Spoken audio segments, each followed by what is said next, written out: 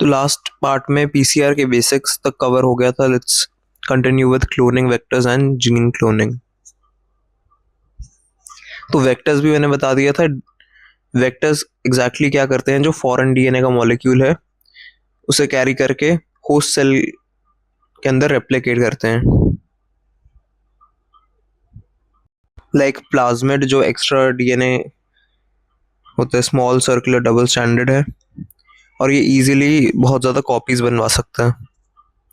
ठीक है, जितने भी वेक्टर्स हैं उनके पास ORI, ओरिजिन ऑफ रेप्लिकेशन भी होता है और सिलेक्टेबल मार्कर जीन्स भी होते हैं। सो जब इंसर्ट किया जाता है डीएनए तो वेक्टर क्लोनिंग को अलाउ कर देता है, मतलब उसी के जैसे सेम बनेंगे, क्लोनिंग हो पाएगी और रेगुलेशन एंड जीन एक्सप्रेशन हो पाएगा। सो ये है स्ट्रक्चर। तो स्ट्रक्चर में बेसिकली हम देख सकते हैं कि सिलेक्टेबल मार्कर्स प्रेजेंट है कुछ। ये रहा हमारा एक्स्ट्रा डीएनए, फॉरेन डीएनए। अब ये वेक्टर है जो प्लाज्मिड, यही इसको क्लोन करवाएगा। बेसिकली ऐसी ही कॉपीज बनेंगी with this new DNA only. तो सिलेक्टेबल मार्कर्स के examples ampicillin resistance gene, tetracycline resistance gene, ठीक है, ये सब हो गए एम्फिसिलिन, टेट्रासाइक्लिन। और ये जो क्लोनिंग साइट्स हैं बेसिकली मल्टीपल होती हैं, किसी भी साइट पर डीएनए इंसर्ट किया जा सकता है। यहाँ से रेप्लिकेशन ओरिजिन होगी, इतना हमें पता ऑलरेडी है ना। अब bacteriophage virus that infects bacteria है ना, तो इसका लीनियर होता है और डबल स्टैंडर्ड है। ठीक है, इतने किलो बेस पेयर्स के अराउंड। तो इसके बारे में बेसिक इन्फॉर्मेशन ये क्या होनी चाहिए कि इसमें ज़्यादातर लार्ज इंसर्ट को टॉलरेट करने की कैपेसिटी होती है। अगर ज़्यादा भी डीएनए इंसर्ट कर दिया जाए इस लीनियर स्ट्रैंड में तो ये कर सकता है, मतलब उसको क्लोन। इसके अलावा ये सब होते हैं cosmid which is plasmid plus phase. ठीक है, इसके अलावा bacterial artificial chromosome, yeast artificial chromosome, ये भी डीएनए को कॉपी कर सकते हैं और कॉपीज मतलब इतनी ज्यादा नहीं बनवा पाते ये। बट ठीक है, एक्सप्रेशन वेक्टर्स जैसे प्रमोटर, ORI, MCS मार्कर, ये रहा मल्टीपल क्लोनिंग साइट्स का मार्कर है ना। तो जीन क्लोनिंग में एग्जैक्टली हो क्या रहा है, पहले हमने डीएनए को आइसोलेट करा, रेस्ट्रिक्शन एंडोन्यूक्लियस मॉलिक्यूलर सिजर से उसको काट दिया, काट के अब नए डीएनए किसी और के उसमें जोड़ दिया वेक्टर में। अब वेक्टर क्या करेगा, इसी की कॉपीज बनवाएगा और ये इस वेक्टर को होस्ट में डाल देंगे ताकि होस्ट के अंदर इसी की कॉपीज बने नए डीएनए के साथ। तो रिकॉम्बिनेंट्स बन गए और उनकी क्लोनिंग होगी और अपने प्रोटीन्स बनवाएंगे, वो उस डीएनए से अलग से प्रोटीन्स बनेंगे।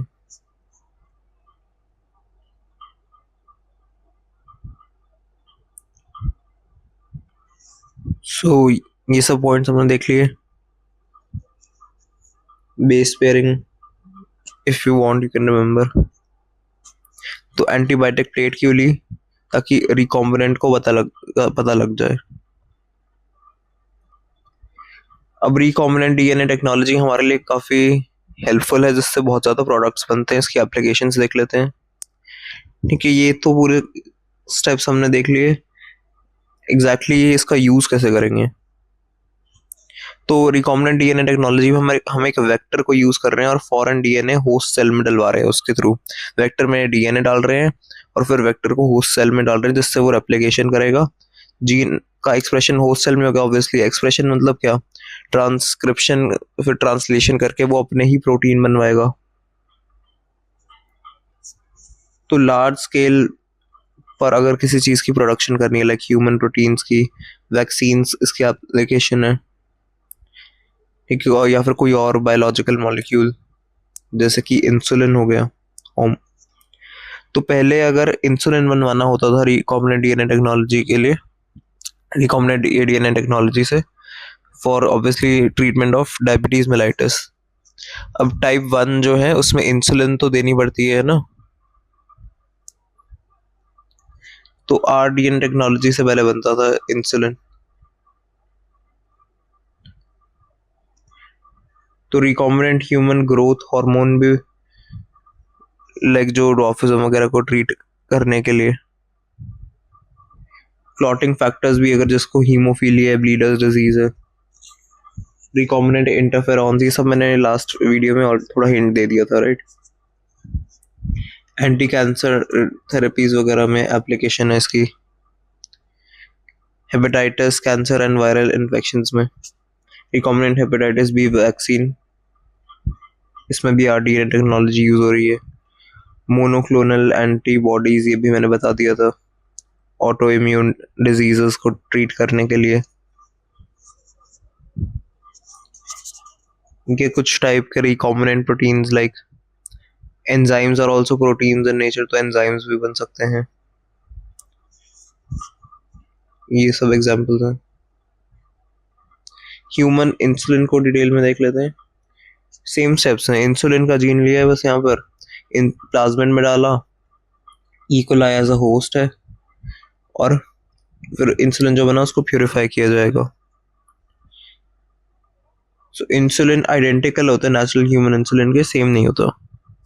आजकल तो सेम वाला भी आ रहा है ना, it is not any more used.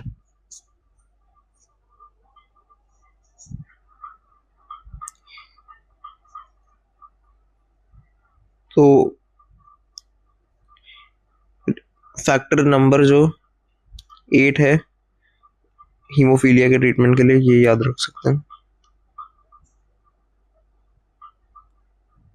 So applications तो होगी है ना, ये सब देख लिया हमने, vaccines, reagent, diagnostic reagents, gene therapy, monoclonal antibodies research.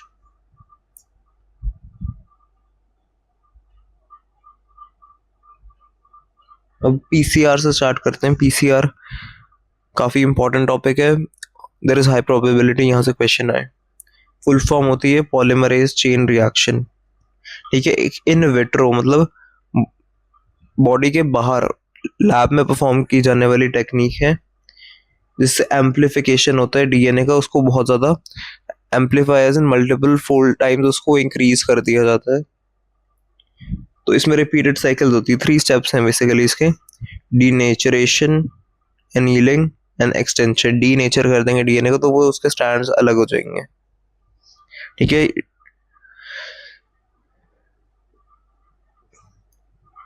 Components क्या क्या हैं पीसीआर के, before looking at the steps देख लेते हैं। पीसीआर रिएक्शन करवाना है तो हमें क्या क्या चाहिए। टेम्पलेट डीएनए चाहिए ऑब्वियसली, जिसका एम्प्लीफिकेशन करवाना है। अब पीसीआर में प्राइमर की रिक्वायरमेंट होती है, जिसमें शॉर्ट ओलिगोन्यूक्लियोटाइड्स, मतलब उनकी बेस पेयरिंग की लेंथ ना तो बहुत ज्यादा है ना तो बहुत कम है, इट इज मिड 18 to 25 के अराउंड, ये इतनी ही लेंथ है। द टारगेट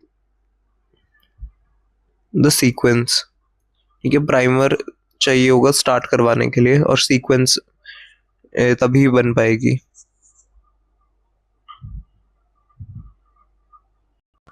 कि एटीपी मैंने बताया था, ये बाकी सब एनटीपी वगैरह भी चाहिए। सबसे इंपॉर्टेंट अब टैग पॉलीमरेज थर्मस, ठीक है। ये जो एक बैक्टीरिया होता है जो एक्वेटिक एनवायरनमेंट रहता है, थर्मस एक्वेस, उससे एंजाइम ली जाती है टैग पॉलीमरेज, जो कि थर्मोस्टेबल है। वैसे एंजाइम्स तो हमें पता है डीनेचर हो जाती हैं हीट देने पर ये वाली एंजाइम इट इज हैविंग थर्मोस्टेबिलिटी। तो इसकी वजह से, क्योंकि ये ऐसे बैक्टीरिया से डिराइव की गई है जो कि बहुत ही डीप सी के अंदर जो बहुत वार्म टेम्परेचर होता है वहां पर सर्वाइव कर लेते हैं, तो उनकी एंजाइम्स भी कुछ वैसी ही होंगी, तो उससे ले लिया। मैग्नीशियम क्लोराइड यहाँ पर इस एंजाइम का कोफैक्टर होता है। आयनिक स्ट्रेंथ और पीएच मेंटेन करने के लिए एक बफर लेते हैं, लाइक ये मैंने एसिड बेस बैलेंस में बताया था, राइट। तो वाटर जो लेंगे उसमें न्यूक्लिएज नहीं होगा, न्यूक्लिएज फ्री वाटर, ताकि रिएक्शन की वॉल्यूम इंक्रीज करे। हमें बेसिकली मल्टीपल फोल्ड उसको इंक्रीज करना है। ये प्राइमर, एक फॉरवर्ड प्राइमर, एक reverse primer. Forward primer anti sense वाले स्ट्रैंड पे बाइंड करेगा, रिवर्स प्राइमर सेंस स्ट्रैंड पे बाइंड करेगा। Do let me know in the comments अगर लास्ट वीडियो से आया था कि सेंस स्ट्रैंड और एंटी सेंस के दूसरे नाम क्या होते हैं। So that is coding and non coding, है ना। प्राइमर डिटरमाइन करते हैं कि एम्पलीफाइड प्रोडक्ट कितना स्पेसिफिक और किस साइज का होगा।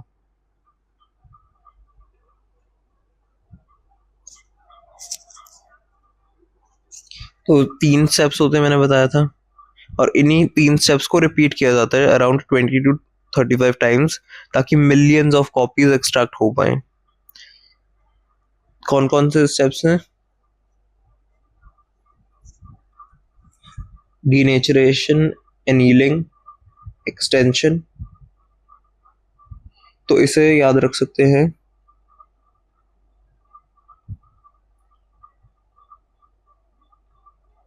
डेट से,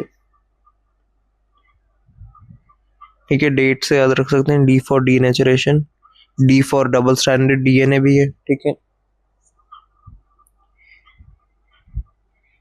एनीलिंग, देन टी से क्या है? एनीलिंग किसकी हुई? टेम्पलेट स्ट्रैंड की, DATE फॉर एक्सटेंशन हुआ फिर बाद में। या फिर टी को ऐसे भी याद रख सकते हैं टैग पॉलीमरेज से, ठीक है। डीनेचर किया मतलब हीट किया, हीट करने से डीएनए के स्ट्रैंड्स जो थे 2 वो अलग अलग हो गए। अब सिंगल स्ट्रैंडेड डीएनए बचा है हमारे पास। अब प्राइमर आएगा, ठीक है। प्राइमर एनीलिंग करेगा और कॉम्प्लीमेंट्री सीक्वेंस से ये नया वाला स्ट्रैंड बन रहा है अब।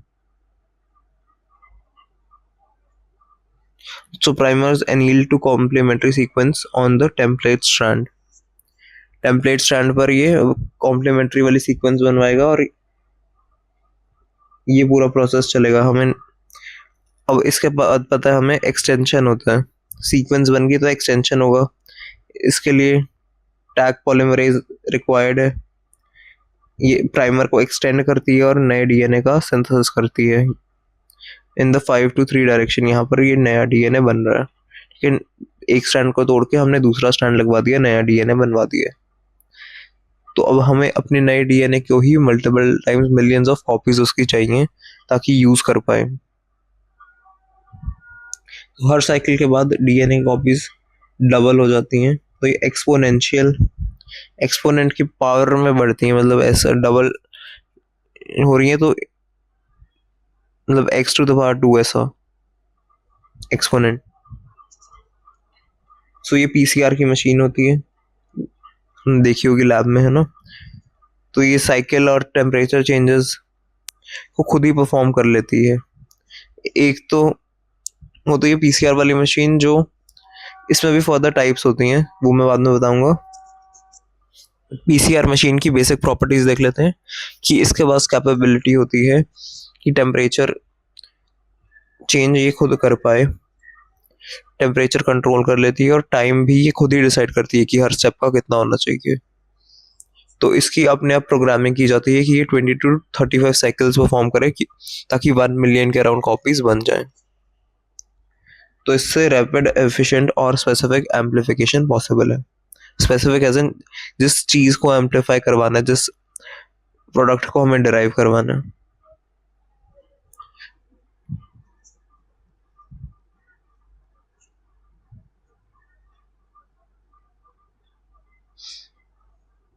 सो पीसीआर के लिए ये रिक्वायरमेंट्स थी। डीनेचरेशन का टेम्परेचर 95 डिग्री सेल्सियस, बहुत ज़्यादा हीट, ताकि तो डीएनए तभी तो टूट पाएगा।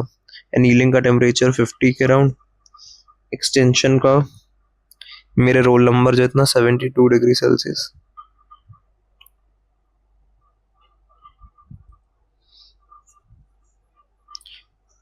तो clinical correlation, genetic disorder diagnosis के लिए, ऑन्कोलॉजी, इन्फेक्शन, ये सब के डायग्नोसिस के लिए इसका यूज किया जाता है।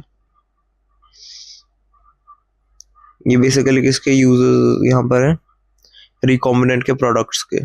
उसमें एक टेक्निक अभी हमने डिस्कस करी PCR, which is very important.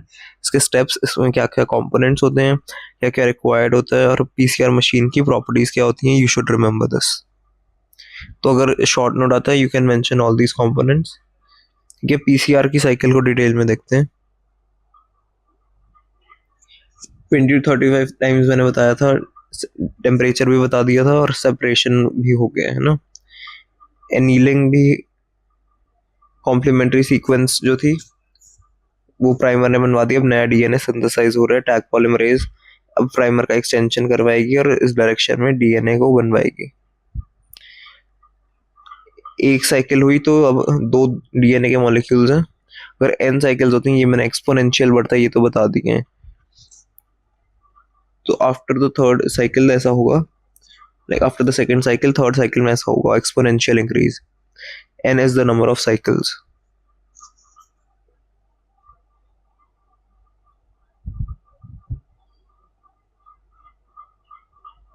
ठीक है, अब ये एम्पलीफिकेशन एक्सपोनेंशियली हो रही है, मैंने बोला। हर साइकिल के बाद number of DNA copies double हो जाती हैं। 30 साइकिल के बाद 1 बिलियन 10⁹ कॉपीज बन जाती हैं। इनके डीएनए कॉपीज एक साइकिल के बाद 2 कॉपीज हैं। साइकिल अगर दूसरी हुई तो ये 2,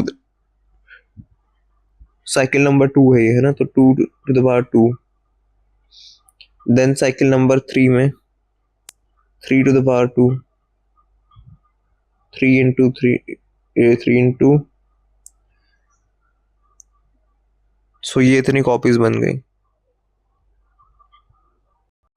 2 into पावर 3 करना होगा, है ना, सो 2 into 2 into 2, तो ये 8 आ गई कॉपीज।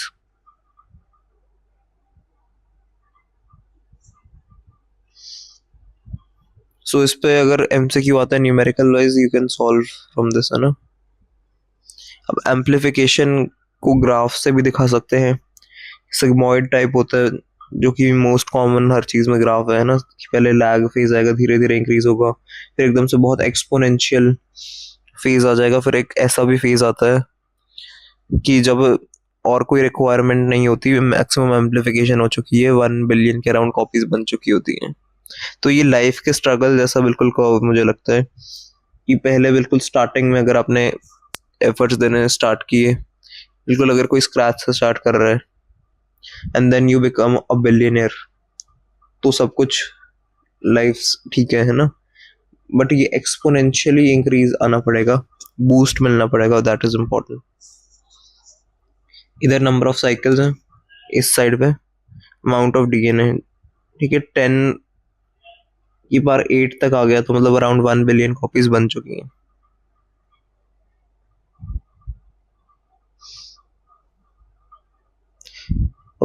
पीसीआर टेक्निक्स एक होती है जिसमें एंड में जो प्रोडक्ट बने उसके बाद पता लगेगा कि अच्छा कोई गलती हुई थी, कोई एरर चेक करने का चांस नहीं होगा बीच में।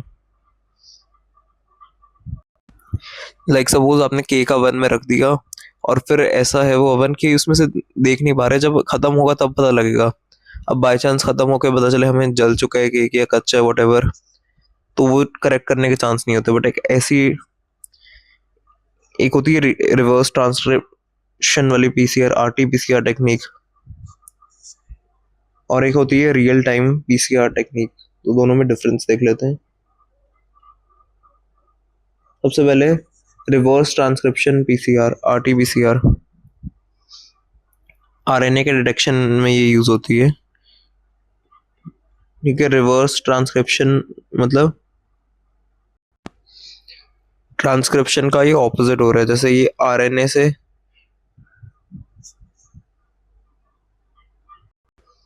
बेसिकली डीएनए से पहले आरएनए बनता है, देन प्रोटीन। बट यहाँ क्या हो रहा है, आरएनए को उल्टा कर देंगे ना, आरएनए से डीएनए बनवाएंगे।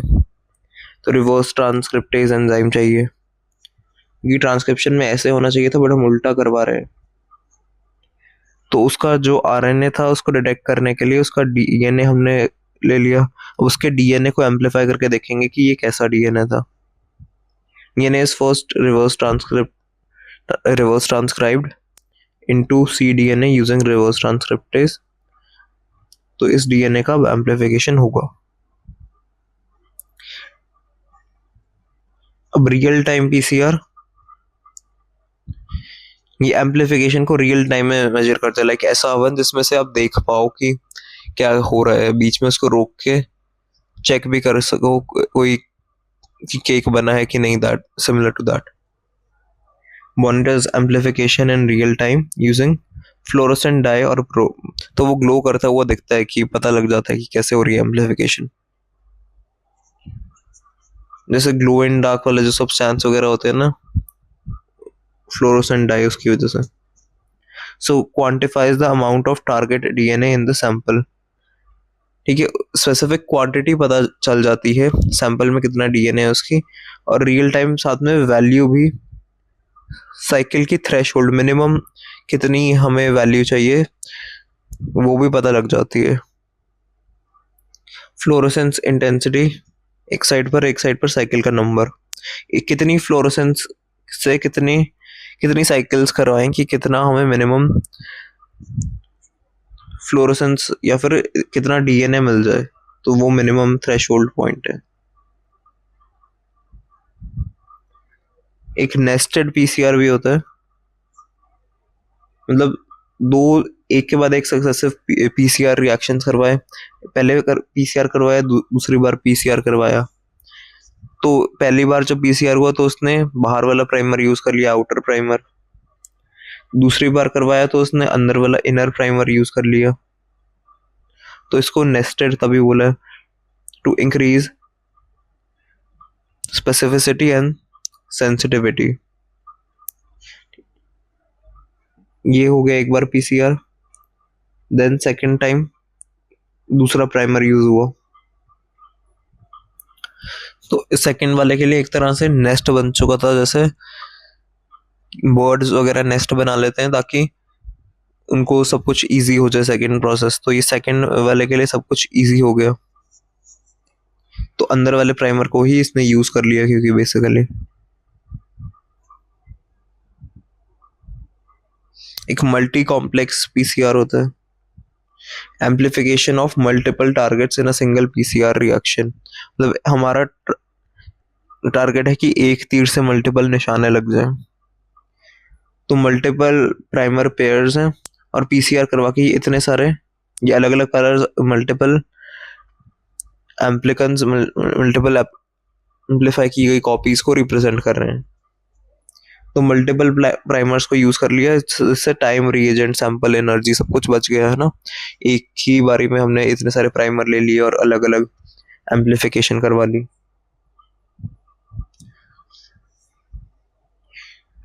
So multiple PCR amplifies multiple targets in a single reaction। और इसके अलावा एक loop mediated isothermal amplification, lamp होती है। एम्प्लीफिकेशन यहाँ पर कहाँ पर होगी, इसमें कांस्टेंट टेम्परेचर मेंटेन किया जाता है। Iso means same, thermos means temperature. ठीक है, इसमें प्राइमर्स कितने यूज होते हैं, around 4 to 6 primers recognising the 6 to 8 regions. इसमें थर्मल साइक्लर की कोई रिक्वायरमेंट, थर्मल रिसाइकलर की रिक्वायरमेंट नहीं होती। ये काफ़ी फास्ट, रैपिड, सेंसिटिव और स्पेसिफिक टेस्ट होता है। टेम्पलेट डीएनए लिया, फिर लैम्प, कांस्टेंट टेम्परेचर मेंटेन करा, एम्प्लीफिकेशन। जैसे अलग अलग स्टेप्स पर मैंने बताया था टेम्परेचर चेंज थे, बट यहाँ पर कांस्टेंट टेम्परेचर एम्प्लीफिकेशन के टाइम पर मेंटेन किया गया। तो डीएनए के लूप्स टाइप बन गए अब। ठीक है, सारी टेक्निक्स को कंपेयर कर लेते हैं। आरटीपीसीआर, आरएनए से डीएनए नॉर्मल बना, टारगेट कर रहे हैं आरएनए को, बाकी सारे रिवर्स ट्रांसक्रिप्टेज वाला पीसीआर सिर्फ आरएनए के लिए, बाकी सब डीएनए को टारगेट करते हैं। तो क्या कर रहे हैं, detect RNA by converting to DNA, thermal recycling वाला पीसीआर है ये, है ना। सब में थर्मल रिसाइकलिंग होती है, थर्मल साइक्लिंग होती है बेसिकली। अलग अलग टेम्परेचर होते हैं except the LAMP, constant temperature. ठीक है, ये एंड पॉइंट पीसीआर है, फिर एज रियल टाइम पीसीआर भी एग्जिस्ट करता है।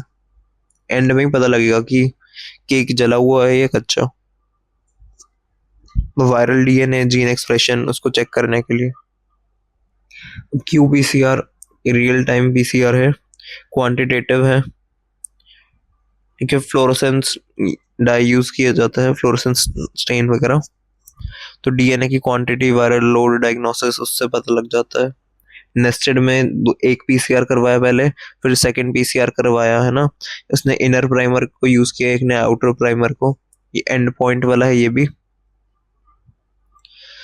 तो लो कॉपी टारगेट्स म्यूटेशन को डिटेक्ट करने में हेल्प करता है ये। मल्टीप्लेक्स पीसीआर जिसमें मल्टीपल टाइप को मल्टीपल प्राइमर्स डाले गए और मल्टीपल कॉपीज बनी। आइसोथर्मल वाला देख ही लिया हमने, लूप्स बने। Rapid diagnosis, point to point care testing, इन सब के लिए यूज किया जाता है।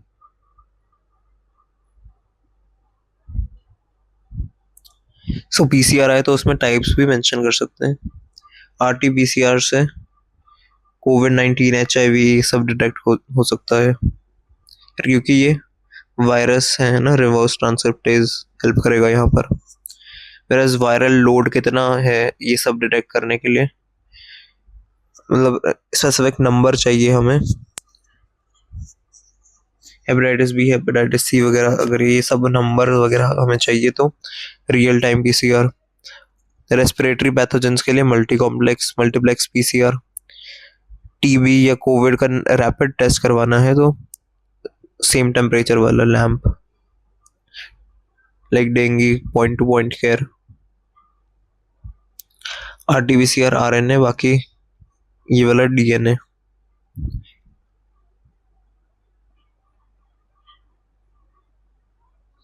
अब आ जाते हैं हम नेक्स्ट इंपॉर्टेंट टॉपिक पर, which is blotting and hybridisation. Hybridisation basically इसमें हम क्या करते हैं, डीएनए या आरएनए का छोटा सा सेगमेंट ले लेते हैं, उसे प्रोब बोला जाता है, और फिर उसे अटैच कर देते हैं हम किसी एंटीजन से, तो उससे हाइब्रिड कॉम्प्लेक्स बनता है। Specific base pairing between a labelled probe and its complementary nucleic acid और एंटीजन। प्रोब लिए थोड़ा सा डीएनए का पार्ट ले लिया हमने या आरएनए का पार्ट ले लिया, और उसी का ही हमने क्या कर दिया, टारगेट मॉलिक्यूल लिया है, मतलब उसका या तो एंटीजन वगैरह है या फिर कोई उसका कॉम्प्लीमेंट्री न्यूक्लिक एसिड ले लिया। इससे क्या होगा, डिटेक्ट कर सकते हैं कि कौन सा वो डीएनए, आरएनए या प्रोटीन है। इससे हाइब्रिड कॉम्प्लेक्स बनेगा।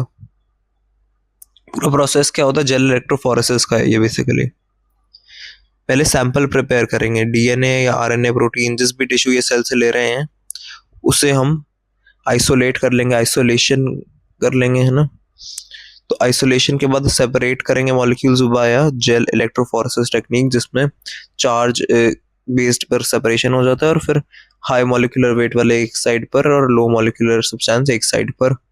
तो ट्रांसफर करने के लिए ब्लॉटिंग यूज की जाती है। ठीक है, ट्रांसफर करेंगे separated molecules from gel into membrane. तो जेल से अब मेम्ब्रेन में डाल देंगे, जेल इलेक्ट्रोफोरेसिस से अब यहाँ पर डाल दिया। ठीक है, बिफोर दैट ब्लॉटिंग टेक्निक्स किस टाइप की होती हैं। एक सदर्न ब्लॉट, अगर हमने पहले डीएनए लिया था। नॉर्दर्न ब्लॉट अगर हमने पहले आरएनए लिया था। वेस्टर्न ब्लॉट करेंगे अगर हमने पहले प्रोटीन लिया था। तो इसको याद रखने के लिए, है ना, you can remember like this कि साउथ साइड में, let's be stereotypical for a while, south side में डोसा ज्यादा चलता है, तो DNA detection. Northern blotting, north में रोटी ज्यादा स्टेपल फूड है, तो आरएनए। वेस्ट में लोग वे प्रोटीन वगैरह ज्यादा कंज्यूम करते हैं, तो प्रोटीन की डिटेक्शन, वेस्टर्न ब्लॉटिंग। तो किसमें ये करते हैं, ये तो डिटेक्ट कर हमने देख लिया। अब सैंपल में जीनोमिक डीएनए लेंगे, टोटल आरएनए या एमआरएनए ले सकते हैं, और total protein. Agarose gel, electrophoresis में एगरोस जेल होता है, ये हमें बताइए। वेस्टर्न ब्लॉट में एसडीएस पेज, ठीक है, ये जो बायोकेमिकल टेक्निक्स अलग अलग होती हैं, इसमें एसडीएस पेज को यूज करते हैं। मेम्ब्रेन में ट्रांसफर करना होता है हमें, वो प्रोटीन वाले में नाइट्रोसेलुलोज की बनी होती है, इसमें भी नाइट्रोसेलुलोज की है, सब में बेसिकली नाइट्रोसेलुलोज की है, नायलॉन की बनी हुई मेम्ब्रेन है, तो ये कोई डिफरेंस नहीं है। तो प्रोब या फिर एंटीबॉडी किसके अगेंस्ट होती है? डीएनए वाली प्रोब है, इसमें भी डीएनए प्रोब है, चाहे आरएनए नॉर्दर्न ब्लॉट में भी डीएनए प्रोब है, you should remember this. Antibody for the specific protein vaccine में बनती है। ठीक है, प्रोब जो होता है उसमें रेडियो एक्टिव होता है और नॉन लेबल्ड होता है, non radio active and labelled. Radio या तो रेडियो एक्टिव लेंगे या तो रेडियो एक्टिव नहीं होगा, पर प्रोब को लेबल करना, उसको मार्क करना जरूरी होता है। इसमें रेडियो एक्टिव या एंजाइम लेबल्ड एंटीबॉडी लेते हैं। एंटीबॉडी जो ली है एंटीजन के अगेंस्ट, प्रोब तो लिया नहीं ना, प्रोटीन का थोड़ा कोई प्रोब होता है, बेसिकली एंजाइम लेबल्ड एंटीबॉडी लेंगे प्रोटीन के अगेंस्ट। तो सदर्न ब्लॉट से डीएनए की सीक्वेंस को एनालाइज करते हैं, और दूसरे वाले में से जो नॉर्दर्न है उसमें से आरएनए के लेवल को, gene regulation of gene expression check किया जाता है कि वो आरएनए कैसे एक्सप्रेस कर रहा है अपने आप को। तो हाइब्रिडाइजेशन पर बेस्ड है। हाइब्रिडाइजेशन में क्या हो रहा है कि बेसिकली मेम्ब्रेन में लेबल्ड प्रोब डाल देते हैं या फिर प्रोटीन डाल देते हैं। मेम्ब्रेन जो नाइट्रोसेलुलोज वाली थी उसको इंक्यूबेट किया जाता है विद द प्रोब, है ना। तो अब क्या होता है, डिटेक्शन। तो हाइब्रिडाइज्ड कॉम्प्लेक्स जो है, मतलब ये प्रोब के साथ एक्सेस ही हमने मॉलिक्यूल डाल दिया, अभी हाइब्रिड कॉम्प्लेक्स बना। हाइब्रिड कॉम्प्लेक्स को क्या करेंगे हम, उसको डिटेक्ट करेंगे, detect the hybridised complex by auto radiography और अदर डिटेक्शन मेथड्स। कैसे पता लगता है हमें हाइब्रिड कॉम्प्लेक्स बन चुका है? By the auto radiography. ठीक है, सेपरेशन, ट्रांसफर, प्रोब और एंटीबॉडी डिटेक्शन, ये स्टेप्स हो गए। सैंपल प्रिपेयर किया, सेपरेट किया, देन ट्रांसफर किया, हाइब्रिडाइजेशन करवाई, डिटेक्ट किया, फिर से फाइनली।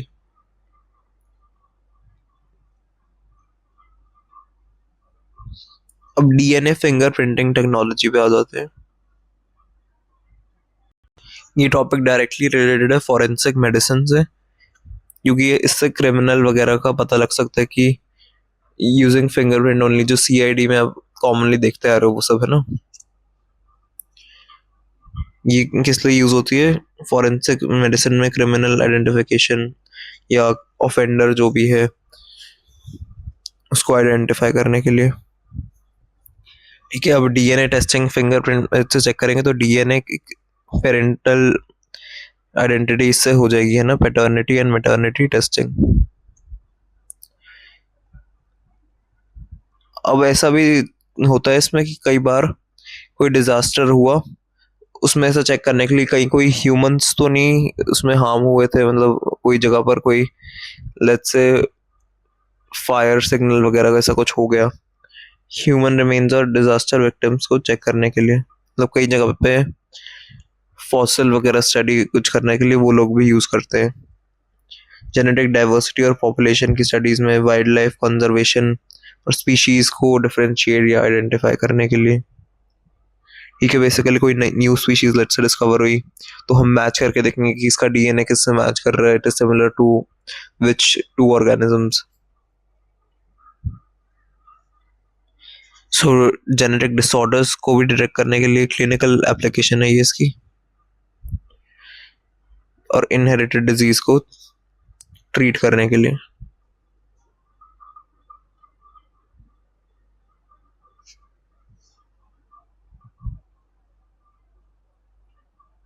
सो डीएनए फिंगरप्रिंटिंग एक टेक्निक है जिससे इंडिविजुअल्स को आइडेंटिफाई कर सकते हैं based on variations in DNA की sequence.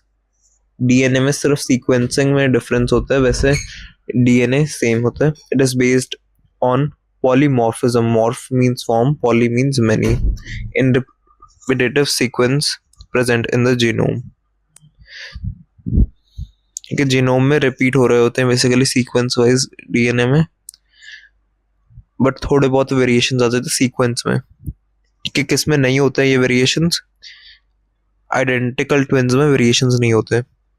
Each individual has a unique DNA fingerprint.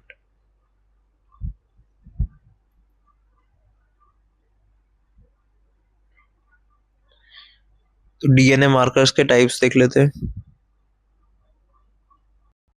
एक है वेरिएबल नंबर टैंडम रिपीट, एक short tandem repeat, third is restriction, fragment length, polymorphism. तो ये सब टेक्निक्स हैं। ठीक है, डीएनए मार्कर्स में सबसे पहले वेरिएबल नंबर टैंडम रिपीट की बात करते हैं। ये 10 to 100, तो इसमें डीएनए के patterns basically around 10 to 100 base pairs long होते हैं और वही बार बार रिपीट होंगे। और ये कहाँ पर होगा? बेसिकली नॉन कोडिंग रीजन्स पर, मतलब जो प्रोटीन सिंथेसिस में इन्वॉल्व नहीं है रीजन्स, वहां पर ये प्रेजेंट होंगे। तो ये it is an earlier method which uses RFLP। तो ये काफी आउटडेटेड हो चुके हैं, इसमें RFLP को ही यूज किया जाता है। नेक्स्ट एक होता है शॉर्ट टैंडम रिपीट। काफी शॉर्ट है ये, अराउंड 100 था, यहाँ पर सिर्फ 2 to 6 बेस पेयर्स हैं और ये छोटे से हैं, बट ये छोटे तो हैं बहुत, बट बहुत बार ये रिपीट होंगे, ये बार बार रिपीट ही होते रहेंगे throughout the whole genome. तो इसमें पॉलीमॉर्फिज्म है, अलग अलग लोगों में बहुत ज़्यादा इसमें वेरिएशन आती हैं। So it is based on PCR। Next RFLP, restriction, fragment length, polymorphism. इसमें ऐसा कुछ स्पेसिफिक नहीं है कि इतने यूनिट बाद ये रिपीट करेगा, तो लेंथ चेंज होती रहती, वेरिएबल है।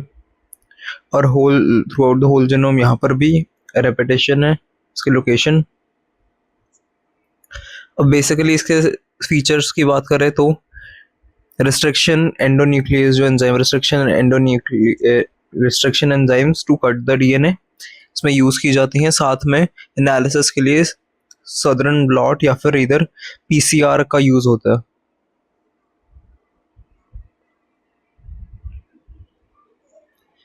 ठीक है, डीएनए फिंगरप्रिंटिंग ये रही। मॉलिक्यूलर वेट, यहाँ से पर बेस पेयर की लेंथ इंक्रीज हो रही है। So bonding pattern varies among individuals, तो इससे आइडेंटिफाई किया जाता है कि जिसमें सेम आ जाए, तो मतलब सेम उसकी पैटर्निटी वगैरह के लिए है ना, इंडिविजुअल को आइडेंटिफाई करने के लिए, क्रिमिनल को आइडेंटिफाई करने के लिए, तो पैटर्न उसमें सेम आएगा फिर। So each lane represents a unique pattern.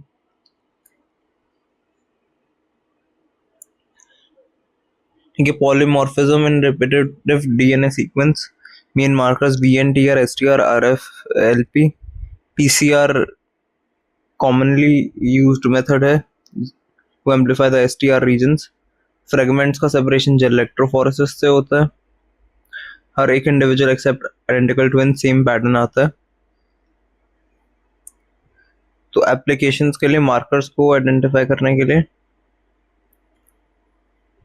ये टेक्निक है। Very strong researchers perform great analysis. तो VNTR, S for STR, R से RFLP रिसर्चर्स, यहाँ तक क्या हो गए, ये मार्कर्स हैं। तो एप्लीकेशंस एनालिसिस से एप्लीकेशंस है, ठीक है। परफॉर्म ग्रेट PCR में gel electrophoresis.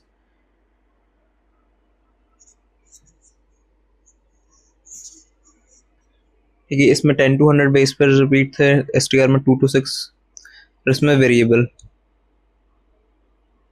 Size based separation gel electrophoresis है ना, ये applications. Applications of molecular biology and recombinant DNA technology. और डीएनए टेक्नोलॉजी की काफ़ी एप्लीकेशंस है, लाइक ट्रीटमेंट, डायग्नोसिस, रिसर्च। तो एप्लीकेशंस को वन बाय वन देख लेते हैं। सबसे पहले मेडिसिन में एप्लीकेशंस रिकॉम्बिनेशन है, थेरेप्यूटिक प्रोटीन, जैसे प्रोटीन्स जो थेरेपी वगैरह, जैसे insulin therapy, growth hormone therapy, interference, ये सब डिस्कस कर लिया था। Monoclonal antibody production, gene therapy, targeted drug design, diagnosis pathogens का, TB, HIV, hepatitis B, virus C, hepatitis C, कोविड-19, genetic disorders, prenatal and newborn screening, मतलब before even birth the screening, tumour markers, cancer diagnosis. Industrial use भी होते हैं, जैसे industrial level पर किसी चीज का प्रोडक्शन करना, लाइक फर्मेंटेशन करवानी है अगर, तो recombinant enzymes like Taq polymerase, restriction enzymes, ये यूज होती हैं। Bio processing, vaccine production at an industrial level, no. Fourth है रिसर्च बेसिस पर, डीएनए फिंगरप्रिंटिंग डिस्कस कर लिया है ना, जीन फंक्शन एनालिसिस, एवोल्यूशन की स्टडीज के लिए रिसर्च बेसिस हो गया ये। वैसे तो एग्रीकल्चरल यूज भी होता है, बट वो हमारे लेवल पर इतना इम्पोर्टेंट नहीं है। तो जीन थेरेपी, नॉर्मल जीन को इंट्रोड्यूस करते हैं डिफेक्टिव जीन की जगह, उससे रिप्लेस कर दें। तो जेनेटिक डिसऑर्डर्स के ट्रीटमेंट के लिए भी ये बहुत हेल्पफुल है, लाइक बीटा थैलेसीमिया, हीमोफीलिया, जो खराब वाला जीन है उसको नॉर्मल जीन से रिप्लेस कर देते हैं। Viral and non viral vectors used, कि वेक्टर कुछ भी हो सकता है। अब ये काफ़ी इंपॉर्टेंट है एमसीक्यू पॉइंट ऑफ व्यू से, ठीक है, तो ये रटना पड़ेगा। रेडियो आइसोटोप्स भी एक एप्लीकेशन है, जिससे टेक्नीशियम 99 TC99M, ये डायग्नोसिस इमेजिंग के लिए यूज होता है। इसकी हाफ लाइफ 6 आवर्स होती है। Iodine 131, half life 8 days. और ये आयोडीन, जिससे हमें याद आएगा थायराइड है ना, थायराइड के डिसऑर्डर्स, ये तो हमें बताइए थायराइड के लिए कितना ज़रूरी है। आयोडीनेशन, ट्रैपिंग वगैरह सारे स्टेप्स होते हैं, है ना। Cancer treatment, iodine therapy, thyroid therapy वगैरह के लिए, है ना। नेक्स्ट कोबाल्ट, रेडियो आइसोटोप है कोबाल्ट 60, CO60। इसकी हाफ लाइफ पूरी 5.27 अराउंड ईयर्स होती है। ये कैंसर की रेडियोथेरेपी के लिए हेल्पफुल है। फॉस्फोरस, जिसकी 14.3 डेज का राउंड होती है, ये रटना पड़ेगा अगर एमसीक्यू में आ गया तो रिसर्च के लिए polycythaemia, leukaemia, blood cancer related disorders के लिए फॉस्फोरस 32 रेडियो आइसोटोप को यूज किया जाता है। क्योंकि आइसोटोप्स मतलब एक एटम के मतलब जो डिफरेंट फॉर्म्स, आइसोटोप की डेफिनेशन केमिस्ट्री में सबको पता ही है ना। रेडियो मतलब जो रेडियो एक्टिविटी जिनमें प्रेजेंट हो, रेडियो लेबलिंग।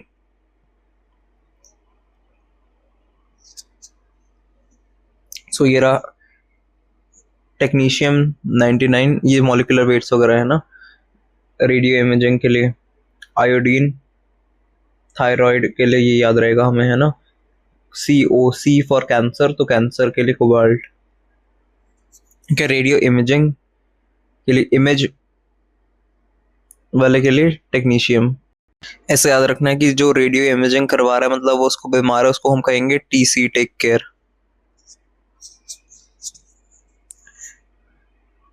फॉस्फोरस रिसर्च के लिए, न्यूक्लिक एसिड लेबलिंग के लिए, और P32 ब्लड कैंसर थेरेपी के लिए भी। एंडेंजर्ड स्पीशीज को कंजर्व करना है, फॉरेंसिक साइंस की एप्लीकेशंस, जेनेटिक मॉडिफाइड प्रोडक्ट्स बनाना, बायो इन्फॉर्मेटिक्स, ये सब एप्लीकेशंस होगी।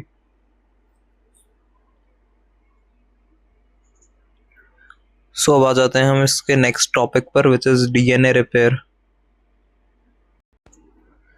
तो बेसिकली DNA जो है वो कॉन्स्टेंटली डैमेज होता रहता है, या तो खुद के अंदर, बॉडी के अंदर होने वाले रिएक्शन से स्पॉन्टेनियस, या फिर एनवायरनमेंट की वजह से DNA खराब होता रहता है। तो DNA को रिपेयर होना बहुत ज़रूरी है। तो सेल्स के पास एक एफिशिएंट ऐसा सिस्टम होना चाहिए जो कि डैमेज DNA को ठीक कर सके और सेल और मेंटेन कर सके जीनोमिक इंटीग्रिटी, जीनोम को ठीक से स्टेबल रख सके। अगर रिपेयर ढंग से नहीं हो पाता तो इसकी वजह से डीएनए रिपेयर डिफेक्ट की वजह से कैंसर कॉज हो सकता है, म्यूटेशन आ जाते हैं, और जेनेटिक डिसऑर्डर्स का भी ये कॉज है, जो एक्वायर्ड जेनेटिक डिसऑर्डर्स हैं। तो डीएनए रिपेयर्स किस किस पाथवे से होता है? सबसे पहले BER, बेस एक्सीजन रिपेयर। तो मतलब डीएनए का कोई अगर एक बेस कोई प्रॉब्लम की वजह से खराब हो गया, लाइक डीएमिनेशन, ऑक्सीडेशन हो गया उसका, तो रिपेयर्स स्मॉल बेस मॉडिफिकेशंस, एक बेस में कोई मॉडिफिकेशन आ गई, एक बेस मॉडिफाई हो गया और वो डैमेज हो गया लेट्स से, तो अब उसको मॉडिफाई करने के लिए क्या क्या स्टेप्स होंगे? तो एक बेस जो खराब हो चुका है, लाइक ये जो क्रॉस से दिखाया हुआ है, तो क्या होगा यहाँ पर? डीएनए ग्लाइकोसाइलेज, सबसे पहले यहाँ पर क्या होगा कि ये डीएनए ग्लाइकोसाइलेज एंजाइम आएगी और खराब हुए बेस को वहां से रिमूव कर देगी, so it will remove the damaged base. अब क्या होगा? एपी एंडोन्यूक्लियस क्लीव्स बैकबोन, तो इसके बाद एक और एंजाइम आएगी विच इज एपी एंडोन्यूक्लियस। अभी एंडोन्यूक्लियस है तो फॉस्फेट वाले जो बैकबोन है, बेसिकली जो बेस पेयर हटा, ठीक है, न्यूक्लियोटाइड हटा, जो साथ में इसमें क्या होगा?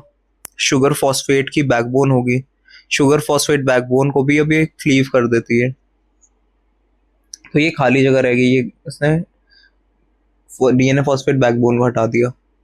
अब यहाँ पर थोड़ी खाली जगह रहेगी है, तो यहाँ पर डीएनए पॉलीमरेज आकर वहां पर नए बेस लगाकर उसको रिप्लेस कर देगी नए बेस से खाली जगह को, और फिर ठीक है, अब डीएनए पॉलीमरेज ने गैप फिल कर दिया, ये ठीक कर दिया, इसको फिक्स कर दिया बेसिकली, है ना। पॉलीमरेज से तो हमें पता है ये पॉलीमर्स बहुत सारे ये इसने लगा दिए यहाँ पर। डीएनए लाइगेज हमें पता है ग्लू होती है, जोड़ने के लिए चिपकाने का काम कर दिया, अब इसने सील कर दिया बेसिकली, है ना। नेक्स्ट टाइप का पाथवे न्यूक्लियोटाइड एक्सीजन रिपेयर। एक बेस पेयर खराब होने से बेस एक्सीजन रिपेयर, एक होता है न्यूक्लियोटाइड एक्सीजन रिपेयर, एक मिसमैच रिपेयर, और डबल स्ट्रैंड ब्रेक रिपेयर। तो न्यूक्लियोटाइड एक्सीजन रिपेयर की बात करते हैं, जैसे कोई बल्कि लीजन है लाइक यूवी रेडिएशन से इंड्यूस हुए पिरामिडीन डाइमर्स, तो बेसिकली यहाँ पर डैमेज ज्यादा लेवल पर है, बल्क डैमेज है। तो कोई लीजन आ गया, जैसे कोई यूवी लाइट की वजह से कोई पिरामिडीन बेस खराब हो गए, है ना, डैमेज हो गया, यूवी डैमेज हो गया, लेट्स से पिरामिडीन डाइमर मतलब दो पिरामिडीन, डाई मीन्स टू, है ना, तो पिरामिडीन दो आपस में जुड़ गए हैं प्रॉब्लम की वजह से, due to some UV radiation और एनी हार्मफुल इफेक्ट। तो अब इसमें क्या क्या करेंगे? सबसे पहले तो पहचानेंगे कि कैसा डैमेज है, डैमेज हो गया अगर, तो पिरामिडीन डाइमर जो डैमेज हुआ था यूवी लाइट की वजह से, वहां पर ये इकट्ठा सा हो गया है ना, तो इसको ट्रीट करेंगे। तो एक्सीजन होगा अब डैमेज सेगमेंट का, ठीक है। ये जो लाइक अराउंड 24 to 32 न्यूक्लियोटाइड्स जो थे डैमेज्ड, उनको इनका एक्सक्रीजन करना पड़ेगा, उसको एक्सक्लूड कर देंगे, हटा देंगे, ठीक है। एंडोन्यूक्लियस एंजाइम आएगी वहां पर, ठीक है, रिस्ट्रिक्शन एंडोन्यूक्लियस उस पार्ट को कट करेगी, और फिर जो अराउंड 24 से 32 न्यूक्लियोटाइड्स की चेन थी, उस पूरी चेन को वो बाहर निकाल देंगी, एक्सक्रीजन हो जाएगा उसका, तो वो पूरा सेगमेंट अब निकल गया। अब ऑब्वियसली डीएनए पॉलीमरेज आकर यहाँ पर भी गैप बचेगा, है ना, तो डीएनए पॉलीमरेज आकर उसको फिल कर देगी और लाइगेज सिमिलरली सील कर देगी। थर्ड होता है मिसमैच रिपेयर, मतलब रेप्लिकेशन के टाइम पर कोई अगर एरर्स आएंगे तो उसको ये करेक्शन होगा, करेक्ट्स द रेप्लिकेशन एरर्स और मिसमैच्ड बेस इंसर्शन और डिलीशन लूप। तो जब डीएनए रेप्लिकेट हो रहा है और गलती से कोई म्यूटेशन या मिसमैच, जैसे मिसमैच आ गया, जैसे ए के सामने अगर टी लग गया, सीक्वेंस ऐसे होनी चाहिए ना, मतलब जो रूल होता है चारगास रूल कि ऑपोजिट कौन सा किसके सामने आएगा, AGTC वगैरह इफ यू रिमेम्बर, है ना, तो ये गलत होगी फिर तो इसके सामने ये नहीं आना चाहिए था, मिसमैच हो गया, तो इसको ठीक करना है हमें। तो रिकॉग्नाइज किया कि कोई मिसमैच आया, प्रॉब्लम हो गई है। तो ठीक है, मिसमैच हो गया, तो अब न्यूली सिंथेसाइज स्ट्रैंड है जो वो गलत स्ट्रैंड है, तो उसका भी एक्ससीजन करना पड़ेगा, नया इस पूरे स्ट्रैंड को ही हटा देंगे जो गलत है। तो यहाँ पर भी सेम स्टेप होंगे, डीएनए पॉलीमरेज से अब नए स्ट्रैंड का सिंथेसिस होगा और फिर नए स्ट्रैंड को वो डीएनए लाइगेज जोड़ देगी। अब एक होता है एक डबल स्ट्रैंड ब्रेक रिपेयर। ठीक है, इसके दो मैकेनिज्म्स हैं। बेसिकली हो क्या रहा है, डीएनए के दोनों स्ट्रैंड्स में कोई प्रॉब्लम है, दोनों स्ट्रैंड्स अगर ब्रेक हो गए हैं, टूट गए हैं, उसको रिपेयर करना है। ठीक है, पहले तो होमोलॉगस रिकॉम्बिनेशन देख लेते हैं। ठीक है, इसमें क्या हुआ, दोनों स्ट्रैंड तो टूटे हैं, बट वो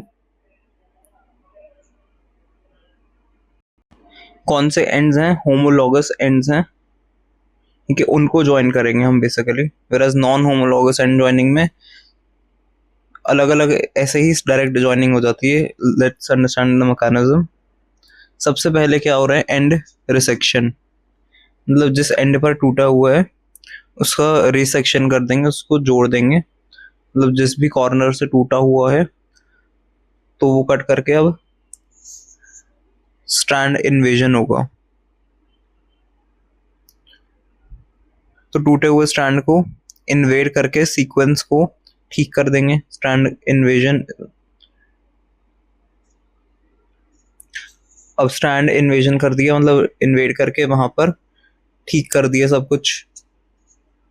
तो सीक्वेंस को बेसिकली जो खराब सीक्वेंस थी उसको अब सीक्वेंस को सही कर दिया अंदर जाकर इन्वेड कर कर। तो अब नए ठीक डीएनए का सिंथेसिस होगा और लाइगेट कर दिया जाएगा, जोड़ दिया जाएगा,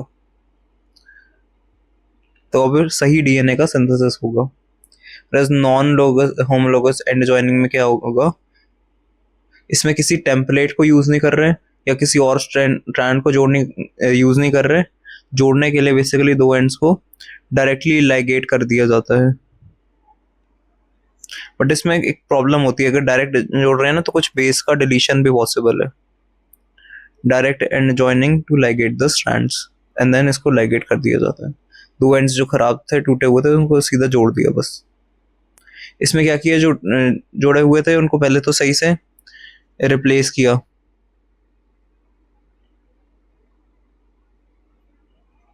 तो पहले तो सीक्वेंस को कॉपी किया, फिर उसी सीक्वेंस वाला नया स्टैंड लाया और वो उसको नए स्टैंड से रिप्लेस किया।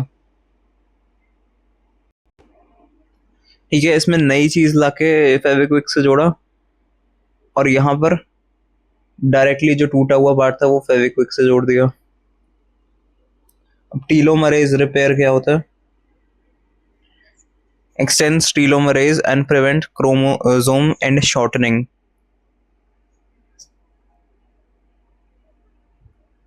बेसिकली टीलोमियर्स हमें पता है सेल साइकिल के नॉलेज से कि क्रोमोसोम अलग अलग टाइप्स के होते हैं और कुछ में टीलोमियर्स बहुत छोटे होते हैं, तो उनकी लेंथ को ठीक करना, एक्सटेंड करना काम होता है टीलोमरेज का। और क्रोमोसोम को बिल्कुल शॉर्ट न रहते उसको ठीक करना होता है टीलोमरेज। तो सबसे पहले क्या होगा, अगर शॉर्ट एंड टीलोमियर है कहीं पर, ठीक है, जहां पर सीक्वेंस लेट्स से ये है TTA GGG, तो टीलोमरेज क्या करेगी, ये एंजाइम वहां पर इस नई सीक्वेंस को telomerase adds TTA GGG repeats, मतलब ये ऐसे इसको डबल कर दिया अब इसने। अब यहाँ पर डीएनए पॉलीमरेज आएगी और सिंथेसिस करेगी, टीलोमियर की लेंथ इसकी वजह से बढ़ गई क्योंकि ये एक्सेस बेस ऐड हो गए हैं।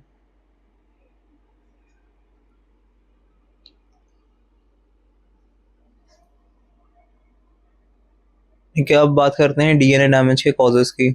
यूवी रेडिएशन जो कि पिरामिडीन के डाइमर्स बनवा देता है ना, ये दो एक इकट्ठे हो रहे थे जो डाइमर्स। आयनाइजिंग रेडिएशंस जो डबल स्ट्रैंडेड डीएनए को ब्रेक कर देता है। ठीक है, केमिकल्स क्या करते हैं, एल्कलाइटिंग एजेंट्स या इंटरकेलेटिंग एजेंट्स जो केमिकल्स हैं वो भी खराब कर देते हैं। तो ज़्यादा एल्कलाइड्स है ना, इंटरकलेशन मीन्स जो बेस पेयर्स के पास आके उनको डैमेज कर देंगे, between the base pairs they will damage. Reactive oxygen species important है, आरओएस बेस पेयर में मॉडिफिकेशन कर देंगी, जैसे यहाँ पर बेस में मॉडिफिकेशन वाला हमने एग्जांपल देखा था, बेस डैमेज। रेप्लिकेशन के टाइम पे एरर्स, मिसमैच, इंसर्शन, डिलीशन, ठीक है, तो रेप्लिकेशन के टाइम पे कोई मिसमैच को आइडेंटिफाई करके रिपेयर भी किया जाता है ना, तो मिसमैच हो गया। नेक्स्ट देखते हैं कि डिसऑर्डर्स कौन कौन से हो सकते हैं इन प्रॉब्लम्स से। सबसे इंपॉर्टेंट है जीरोडर्मा पिगमेंटोसम, वेरी इंपॉर्टेंट, ये स्पॉटिंग में भी आता है, एमसीक्यू में भी आता है, इसमें से यही सबसे इंपॉर्टेंट है, ठीक है, बाकी सब एक बार रीड कर लेंगे ऊपर ऊपर से, बट दिस इज इंपॉर्टेंट।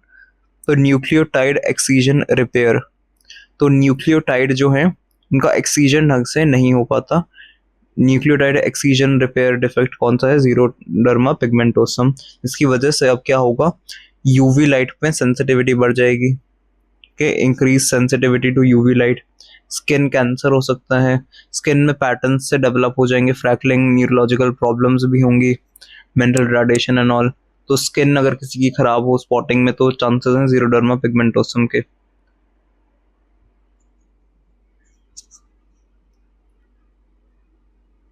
ठीक है, बाकी ये भी हैं, कॉकेन सिंड्रोम, ट्रांसक्रिप्शन ढंग से नहीं हो पाता, ड्वार्फिज्म हो जाता है। Lynch syndrome, defective MMR, defective DSB repair, defective telomerase, ये सब डिसऑर्डर्स हैं, यू कैन रीड देम ना। एटैक्सिया वाले में ये सिम्टम होगा, एटैक्सिया।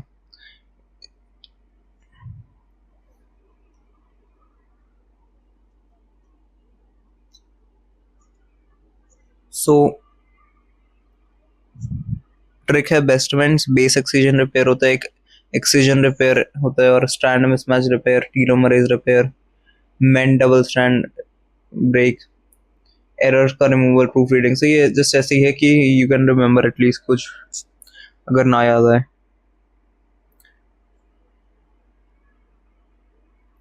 ठीक है, अब ये वाले पॉइंट्स,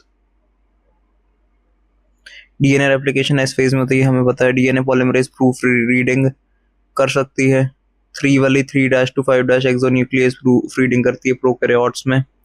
टीलोमरेज कर लिया हमने, है ना, यूवी लाइट पिरामिडीन डाइमर्स बनवाते, जीरोडर्मा पिगमेंटोसम, एनईआर न्यूक्लियोटाइड एक्सीजन रिपेयर में डिफेक्ट है।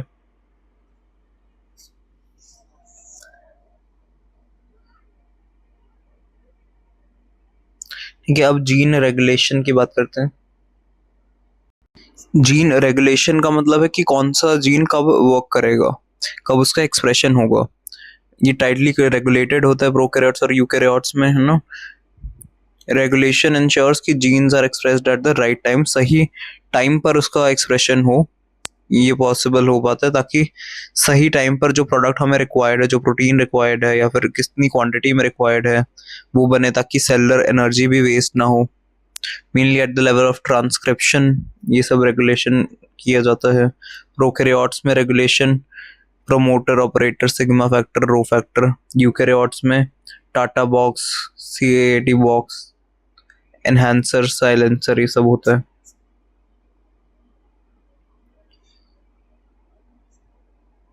तो की रेगुलेशन वाले एलिमेंट्स को देख लेते हैं। सबसे पहले प्रमोटर, प्रमोटर क्या करेगा, ये वो साइट पर जहां पर आरएनए पॉलीमरेज ज्वाइन करता है, वहां पर site where the RNA polymerase binds, ये वहां पर आ जाता है, प्रमोटर को ले आते हैं और फिर ट्रांसक्रिप्शन स्टार्ट होता है विद द प्रमोटर। प्रोकैरियोट्स और यूकैरियोट्स में दोनों में होता है ये।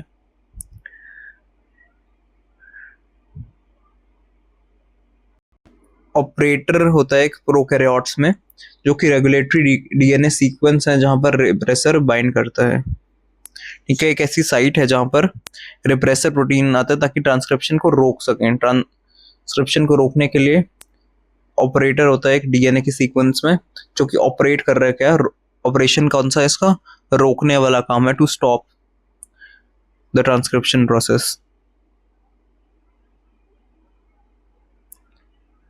ठीक है, जहां पर रिप्रेसर प्रोटीन बाइंड करता है, एक डीएनए की ऐसी सीक्वेंस जहां पर रिप्रेसर प्रोटीन बाइंड कर रहा है स्टॉप करने के लिए प्रोकैरियोट्स में ट्रांसक्रिप्शन को।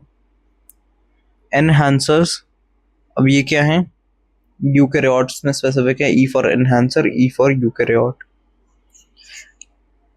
तो एनहांसर क्या कर रहे हैं, increase the transcription by activator binding. ठीक है, ट्रांसक्रिप्शन की यूकैरियोट्स में स्पीड को इंक्रीज कर देते हैं जब एक्टिवेटर को ज्वाइन करेंगे, एक्टिवेटर जब बाइंड करेगा तो इंक्रीज हो जाएगी स्पीड।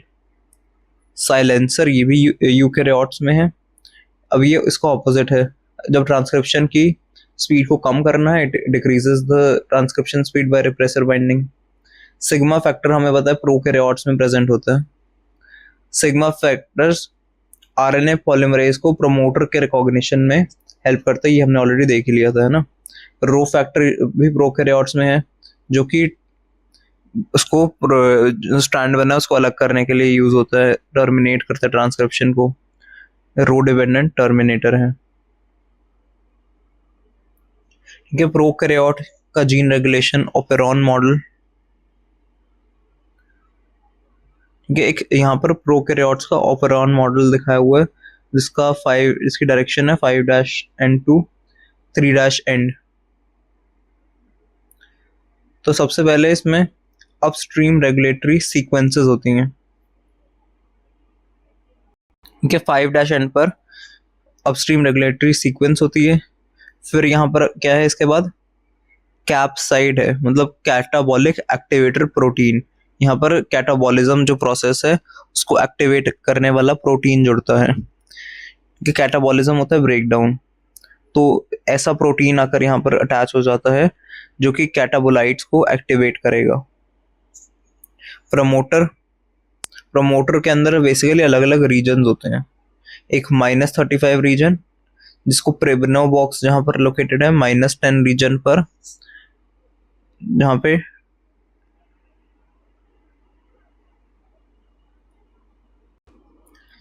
-10 है, एक -35। इसका मतलब क्या होता है, बेसिकली ट्रांसक्रिप्शन जहां पर जिस साइड ऑफ ट्रांसक्रिप्शन है, जो मेन जगह जहां हो रही है ट्रांसक्रिप्शन, उसके 35 ये बेस सीक्वेंसेस पहले है, तो इसलिए -35 है। ट्रांसक्रिप्शन के पहले है तो माइनस में है, और 35 सीक्वेंसेस पहले है, और जो 10 बेसिस पहले है वो वाला रीजन है। ठीक है, और इसके अलावा होलो एंजाइम जो मैंने बताया था, उसमें सिग्मा फैक्टर भी अटैच कर जाता है। आरएनए पॉलीमरेज जो एंजाइम है उसमें सिग्मा फैक्टर अटैच कर जाता है।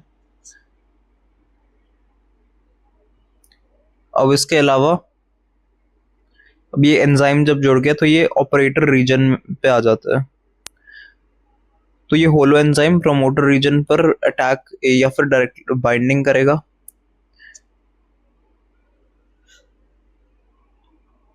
अब अलग अलग टाइप के इसके बाद जीन्स आते हैं।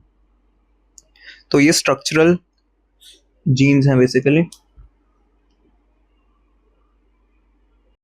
ये जीन्स एमआरएनए के फॉर्मेशन में हेल्प करेंगे। ठीक है, ये जो एमआरएनए है अलग अलग जीन्स से मिलकर बनेगा। तो प्रोकैरियोट्स में ये इंपॉर्टेंट बात है कि ये अलग अलग 3 जीन्स ही एक एमआरएनए बनवा सकते हैं। देन टर्मिनेटर होता है रो फैक्टर डिपेंडेंट, मतलब जो पूरे इस प्रोसेस को रोक देगा। टर्मिनेटिंग रीजन यहाँ पर रो फैक्टर आके जोड़कर यहाँ पर ट्रांसक्रिप्शन के प्रोसेस को रोक देता है और एमआरएनए को अलग कर देता है। यूकैरियोट, ठीक है, जीन रेगुलेशन देख लेते हैं।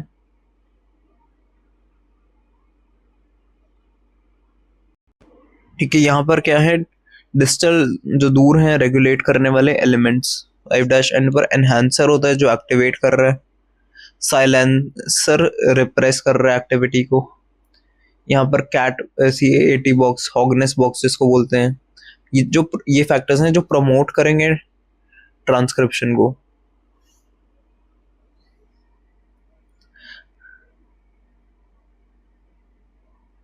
कि ये ट्रांसक्रिप्शन स्टार्ट साइड है +1, ये रहे promoters and then terminator 3-N पर। तो ये सब तो हमने देख लिया था, इनिशिएशन, इलॉन्गेशन, टर्मिनेशन होता है। ठीक है। प्रोमोटर सीक्वेंसेस -35 रीजन पर प्रोकैरियोट्स में, ठीक है, -10 पर प्रेब्नो बॉक्स। यूकैरियोट्स में टाटा बॉक्स को गोल्डबर्ग हॉगनेस बॉक्स भी बोलते हैं इसको, ठीक है, दूसरा नाम। तो सिग्मा रिकॉग्नाइज कर रहा है प्रोमोटर को। Sigma is RNA polymerase subunit, Pribnow box -10, Hogness box CAT box, enhance करता है ट्रांसक्रिप्शन को। होम बॉक्स प्रमोटर नहीं होते, ये मैंने उस पहले जो बहुत लास्ट वीडियो में एक पेज दिखाया था उसमें क्लियर किया था ऑलरेडी, है ना। रो टर्मिनेट करता है ट्रांसक्रिप्शन को। स्टेप्स तो हमें पता ही है, initiation, elongation, termination. Pyrimidine dimer UV की वजह से xeroderma pigmentosum nucleotide exchange repair defect है। ठीक है, अब आ जाते हैं हम लैक ऑपेरॉन पे। ऑपेरॉन बेसिकली एक इंड्यूसिबल ऑपेरॉन है जो कि ई कोलाई में प्रेजेंट होता है। E coli is the bacteria. ठीक है, जब जरूरत पड़े तभी ये प्रोकैरियोट ई कोलाई बैक्टीरिया वगैरह में ऑपरेट होगा। तो कंट्रोल करता है ये लैक्टोज के यूटिलाइजेशन को। उन जीन्स को कंट्रोल कर रहा है जो कि लैक्टोज के यूटिलाइजेशन को कंट्रोल कर रहे हैं। ठीक है, ये जो ऑपरेटर है ये नॉर्मली ऑफ रहता है, बट ऑन कब होगा, जब लैक्टोज आए। लैक्टोज की प्रेजेंस में ये सब उन जीन्स को एक्टिवेट करेगा। तो इसमें अलग अलग जीन्स होते हैं, जैसे promoter gene, regulatory gene, structural gene. तो कंपोनेंट्स ऑफ लैक ऑपेरॉन,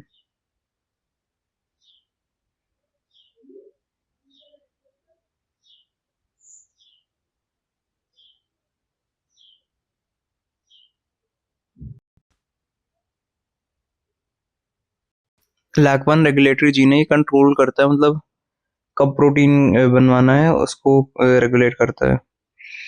और होता है एक प्रमोटर जीन, प्रमोटर ना, एक प्रमोटर साइट है बेसिकली जहां पर आरएनए पॉलीमरेज बाइंड करती है और ट्रांसक्रिप्शन स्टार्ट होती है।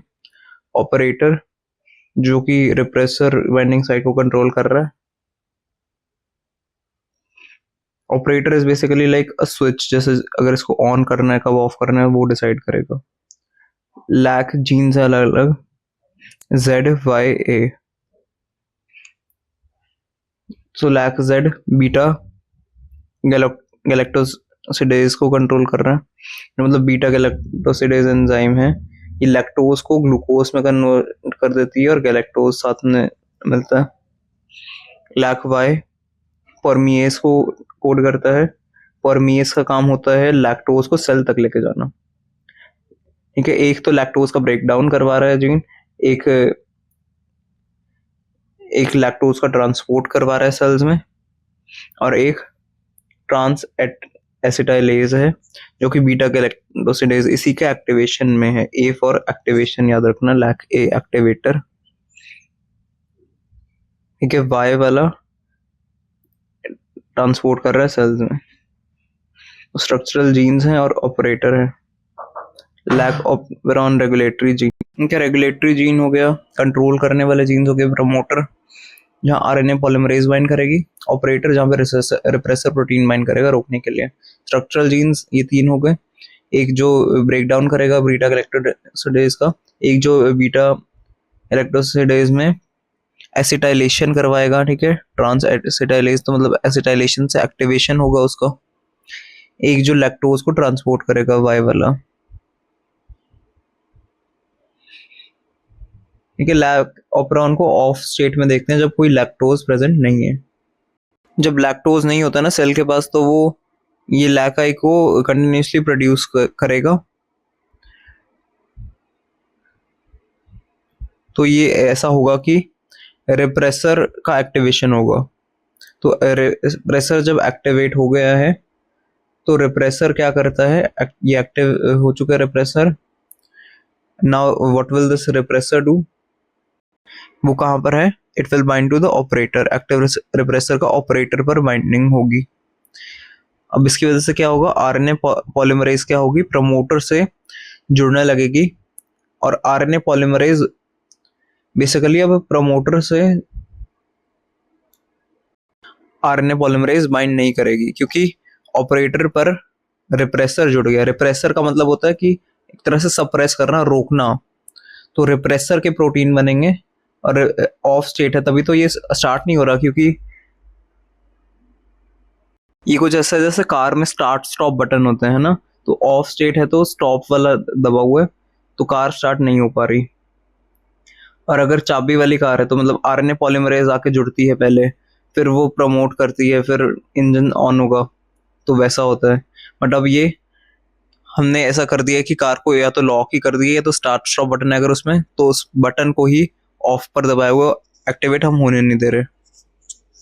तो आरएनए पॉलीमरेज प्रमोटर पर नहीं जुड़ रहा, तो ब्लॉक हो चुका है। रिप्रेसर बाइंड कर रहा है ऑपरेटर को, ऑपरेटर पर बेसिकली रिप्रेसर आ रहा है एक्टिवेट होके, और आरएनए पॉलीमरेज को बेसिकली ट्रांसक्रिप्शन करने से रोक रहा है और अपने ही प्रोटीन्स बना रहा है, रिप्रेसर वाले प्रोटीन्स।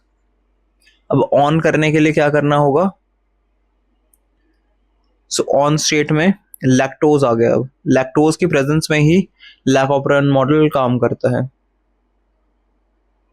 कि लैक्टोज बेसिकली खुद की फॉर्म में नहीं आता, वो एलोलैक्टोज, उसकी थोड़ी डिफरेंट स्टेट है, एलोलैक्टोज की फॉर्म में आता है। एलोलैक्टोज से जब ये रिप्रेसर जो है वो इनएक्टिवेट हो जाएगा। अब एलोलैक्टोज के आते ही वो उसने रिप्रेसर पे बाइंड किया, और रिप्रेसर जो एक्टिवेटेड था उसको इनएक्टिवेट कर दिया। अब क्या होगा? आरएनए पॉलीमरेज यहाँ पर चली जाएगी, RNA polymerase transcribe the structural genes RNA polymerase का। अब जीन का क्या करेगी ये एंजाइम? आरएनए पॉलीमरेज हमें पता है ट्रांसक्रिप्शन करवाती है, तो ये जो स्ट्रक्चर जो बना रहे थे ऑपरेरॉन मॉडल का, जो स्ट्रक्चर बना हुआ था वो वाले जीन्स का अब एक्टिवेशन कर देगी ये एंजाइम, और फिर पॉलीसिस्टिक एमआरएनए, मतलब बहुत सारे ये जो जीन्स से बने थे एमआरएनए, ये अपना काम करेंगे, जैसे बीटा गैलेक्टोसिडेज बनाना, ट्रांसएसिटाइलेज बनाना, परमिएज बनाना, जो ट्रांसपोर्ट कर रही थी।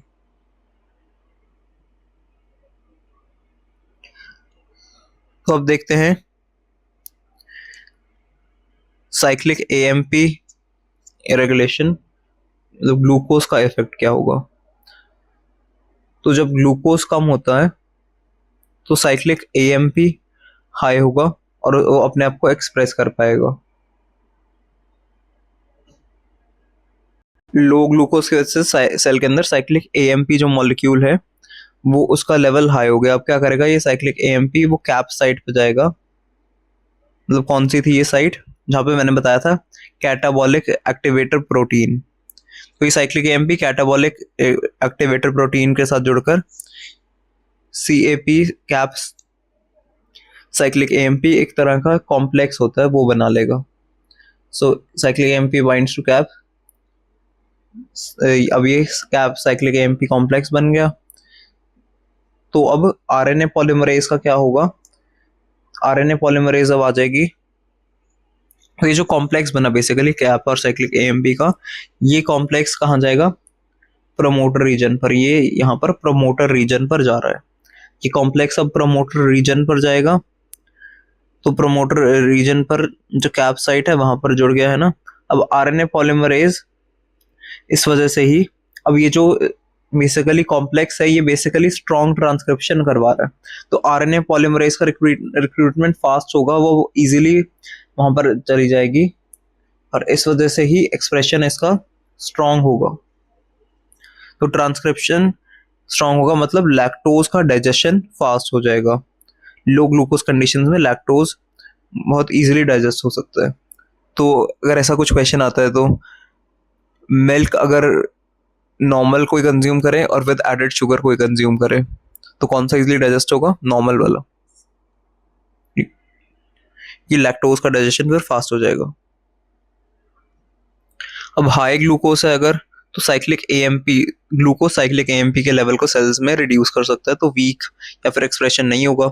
लो साइक्लिक एएमपी है तो ये कॉम्प्लेक्स नहीं बनेगा, आरएनए पॉलीमरेज का रिक्रूटमेंट यहाँ पर ढंग से इन जीन्स पर नहीं होगा, और ट्रांसक्रिप्शन नहीं हो पाएगी अच्छे से, या फिर वीक।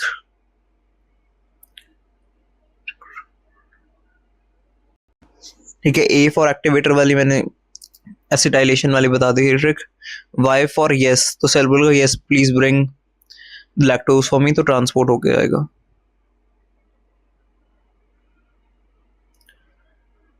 ठीक है, रिप्रेसर, बीटा गैलेक्टोसिडेज, परमिएज, ट्रांसएसिटाइलेज, ये सब हमने देख लिए।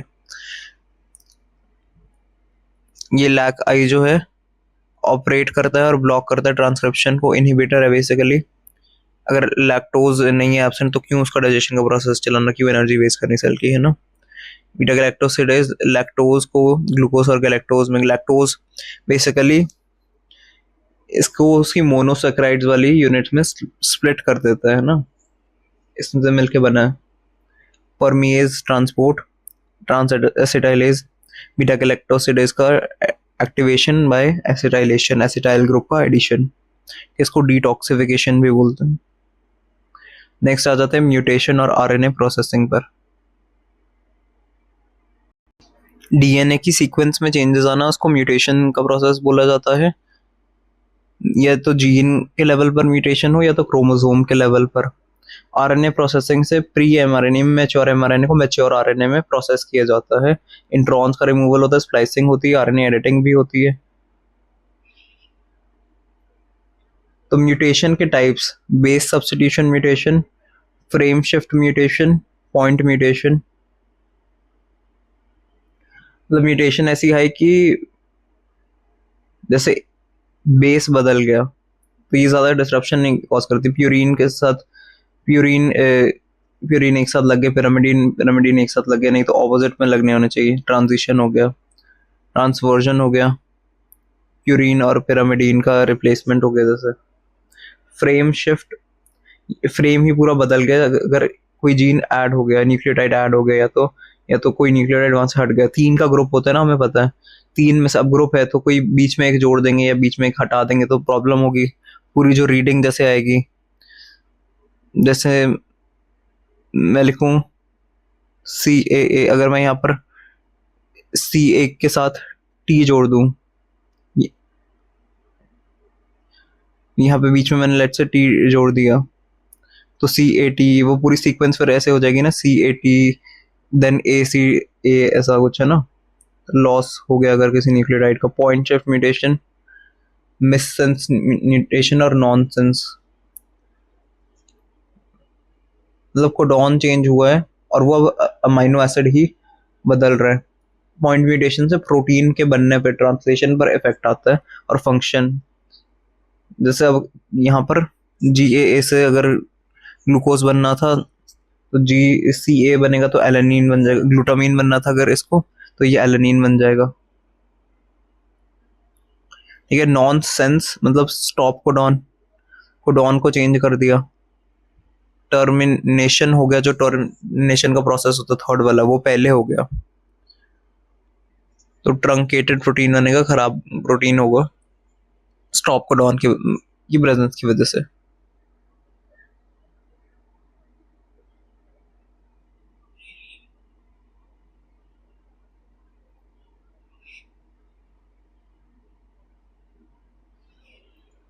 ठीक है, अब कुछ डिसऑर्डर्स देख लेते हैं। सिकल सेल एनीमिया किस म्यूटेशन से होता है? मिससेंस म्यूटेशन की वजह से। बीटा ग्लोबिन जीन अफेक्ट होता है, ये रिप्लेसमेंट है। वैलीन आ जाता है 6th पोजीशन पर, ग्लूटामिन की जगह वैलीन रिप्लेस कर देता है। सिस्टिक फाइब्रोसिस की वजह से होता है, डिलीशन की वजह से। एक जो 3 बेस पेयर्स थे ये वाले, ये डिलीट हो जाते हैं। इसका gene CFTR। Muscular dystrophy, frame shift mutation का एग्जांपल डिस्ट्रॉफी है तो डिस्ट्रॉफिन जो प्रोटीन होता है उसका लॉस हो जाता है, DMD जीन में है। HBB ये जो जीन का डिफेक्ट है। थैलेसीमिया तो बहुत फेमस है ना, नॉनसेंस या फ्रेम शिफ्ट वाली म्यूटेशन है थैलेसीमिया में, ग्लोबिन ढंग से नहीं बन पा रहा। कैंसर्स में भी BRC, कैंसर वाली वीडियो में मैंने ऑलरेडी बता दिया था ना, ब्रेस्ट कैंसर या ओवेरियन कैंसर में इंसर्शन या डिलीशन होता है।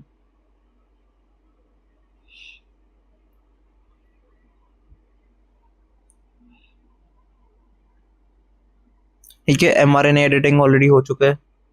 ये मैंने 2 एग्जांपल्स डिस्कस किए थे, ApoB48 और एक 100 वाला है ना,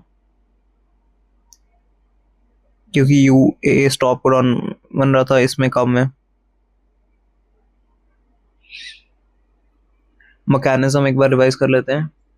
स्प्लाइसियोसोम स्ट्रक्चर एक बनता है, मैंने बताया था, इंट्रॉन्स के रिमूवल से उसमें SNRNPs प्रेजेंट हैं, स्मॉल न्यूक्लियर राइबोन्यूक्लियर प्रोटीन्स हैं।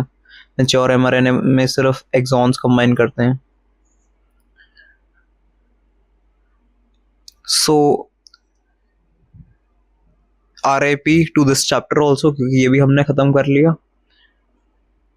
तो RIP ट्रिक से ही खत्म करते हैं। RNA प्रोसेसिंग हुई, स्प्लाइसिंग और editing, basically post transcriptional modifications, introns का रिमूवल बाय SNRNPs, प्रोटीन्स बने फिर मैच्योर RNA से finally. So that's all for this unit from my side. Thank you.